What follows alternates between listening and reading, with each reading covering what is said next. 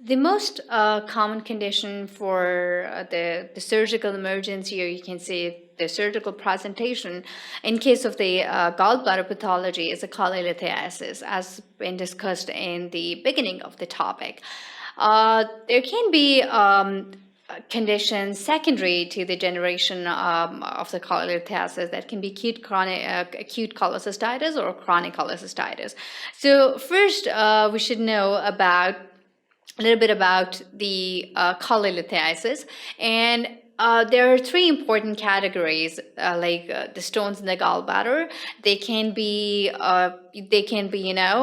pigment stones. They can be cholesterol stones, and they can be mixed stones. So the cholesterol stones, they have some association with the factors like ethnicity, like the lifestyle, and the gender, and the general population group.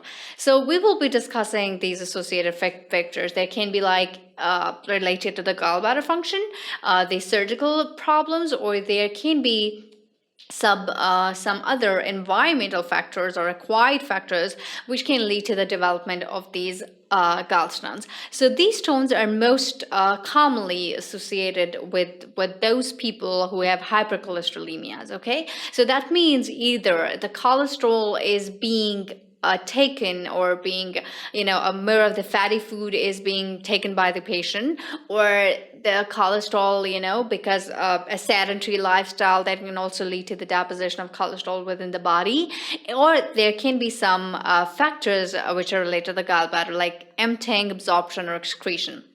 So we know that the bile is actually coming all the way from the liver and is actually being stored within the gallbladder.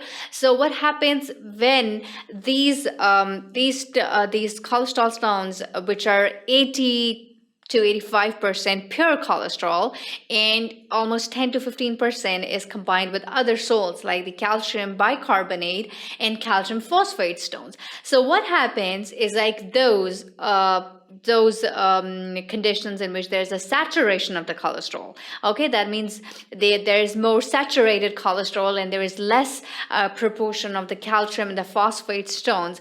There is a more likelihood for the nucleation, and these cholesterol, particles, they crystallize and they form the stones.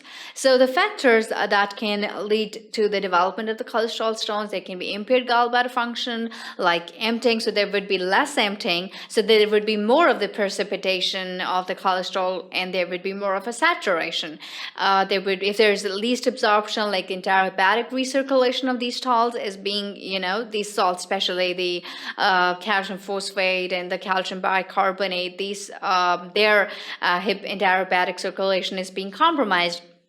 So that can also lead to the saturated cholesterol formation.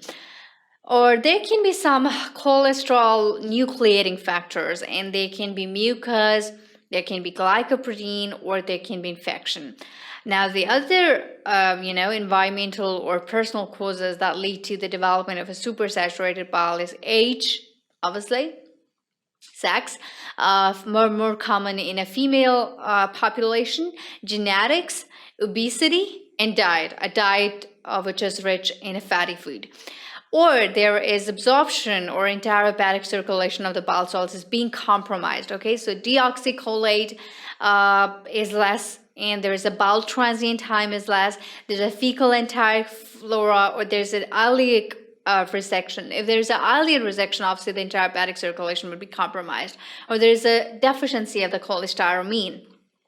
So these factors should be kept in mind because they are very, very important when you are discussing these cholesterol stones. The other thing is the formation of the pigment stones. Okay, so these stones are mostly the pigmented salts. Okay, so they can be insoluble bilirubin polymers, which actually combine with the calcium phosphates and carboxylates, and they combine with some of the calcium bicarbonates, and they form pigment stones, which are more common in the Asian population as compared to the European population, which have a more propensity for the development of a cholesterol stones. Or there's another category, which is a mixed stones. Okay, so the pigment stones can be blackish in color or they can be brownish in color. So the blackish in color stones, they are more common, and they are actually the insoluble bilirubin polymers. They got saturated. And other category is brown pigment stones, and these brown pigment stones, they are a combination of the multiple other salts. In a mixed category is a one in which there is a cholesterol stone as well as a pigment stone, and it's like, only 2 to 3% of the population can actually have the mixed stone. Now, if the stone is present in a gallbladder, so most, like in 80 to 90% of the cases, they're asymptomatic.